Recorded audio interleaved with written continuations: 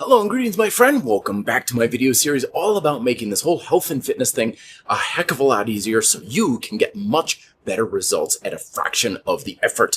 I'm your humble host, Matt Schifferly, and today we're looking at 5 of the most predominant myths, not only in fitness but surrounding hard work in general, that can often lead you astray off target from what you're trying to accomplish and waste a lot of time and energy on your part. So the first of these myths is that you get out what you put in when it comes to your training and other things in fitness. And this is understandable because there is a very heavy correlation, yes, between how much you put in and what you get out. You're never going to do a single push-up and build the body of your dreams.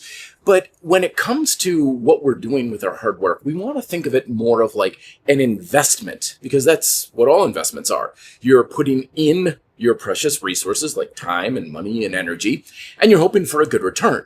But like any other financial investment, sometimes they go bust. Sometimes you can invest a lot and get very little in return. Sometimes you break even. And what you're really hoping for, of course, are those times when you invest a modest amount that's relatively easy to put in and you get a whole lot back. And that's what all the strategies in this course are all about, is how do you put in the, not minimal, but a nominal amount of investment so you're not breaking the bank, but you're getting much more on the investment in return, so the habits are worthwhile. The second myth is that effort plus time equals success. And this is a myth I fell for because I used to think, well, if I can just keep working hard long enough, then eventually the spoils will come my way. And that's why I've always been attracted towards relatively easy maintenance type habits. Things like not following any particular diet and general food principles or calisthenics. I've always had that focus on like, what can I just keep applying and stay consistent with, even though life is throwing me curveballs. Because yeah, you gotta be consistent with your habits, but just because you're putting in the time doesn't entitle you to success. And that can rub a lot of folks the wrong way, especially over years of training where they're like, I've been putting in all of this time. I've been doing this for so many months or even so many years. You would think that I would be getting better results from it. When the fact of the matter is that time is no guarantee or entitlement to any success whatsoever. You certainly can put in years of hard work and get almost nothing in return. Not only does it happen, it's usually the way it happens. So that's why we always want to keep our nose to the grindstone and be adjusting our program to say, okay, I'm putting in the investment of my hard work, but I don't want to just assume the results will come through the passage of time. I want to make sure I'm still doing what I can to make progress on a short-term basis. And number 3 is that your success will depend upon the work of someone else. And this one often comes across like, okay, there's a coach out there who's going to carry me to the promised land of what I want. They're going to motivate me. They're going to push me. They're going to tell me what to do. And again, understandable where this comes from, because it's a lot easier to get success when you have a coach or when you've got other people who can help you along the way. But at the end of the day, we have to understand that we are all alone in this fight. That yes, I can give you a great workout if you come here to Denver to Capra Bodyweight Training, or even we go to the park, and I'm going to give you a great workout that's going to be certainly creating a strong stimulus. But I'm completely powerless to prevent you from eating terrible for the rest of the week or just sitting on the couch and doing nothing. And that's why it's so important to remember that you have to depend on yourself. You have to care more about your results than anyone else. Because if you're just kind of sitting back and thinking someone else will carry the torch largely for me and do a lot of the work for me, well, then you're going to be sorely mistaken.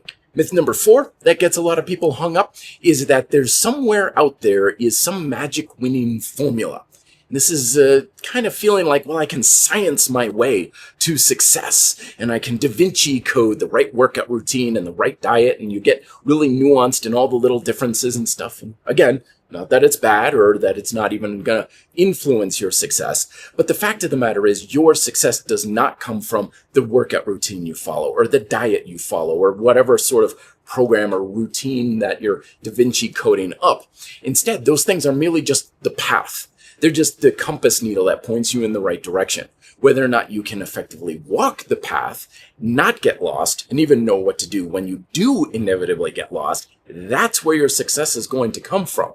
But when you're hitting roadblocks and obstacles and thinking, I've got to rework the formula 100 which ways from here till Sunday, program hopping all over the place and doing endless research, trying to figure out that magic formula, you just end up running around in circles and not adhering to the actual principles that are responsible for your success. And then finally, the fifth myth about hard work, and especially when it relates to fitness, is that technology is going to pave a smoother path forward for us.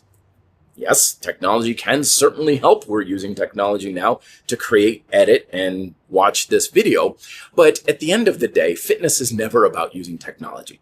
It's about using and treating and upgrading how you use your own body. I got on, ChatGPT the other day, and I was like, give me some tips for living healthy and stuff. And all the things that it gave me were things that we already kind of understood through watching Sesame Street, or basic ideas like get outside and don't sit around too much and drink plenty of water. And I was thinking, boy, what an amazing thing. I've got literally billions of dollars worth of technology at my fingertips to tell me to go do push-ups and drink plenty of water.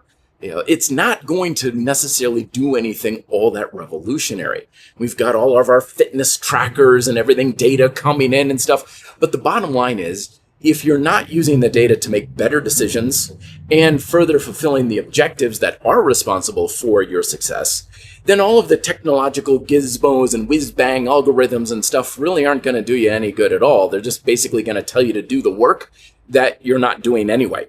So yeah, all of this does have a grain of truth to it. You do want to invest more often if you want more out of it. It does help to have a coach.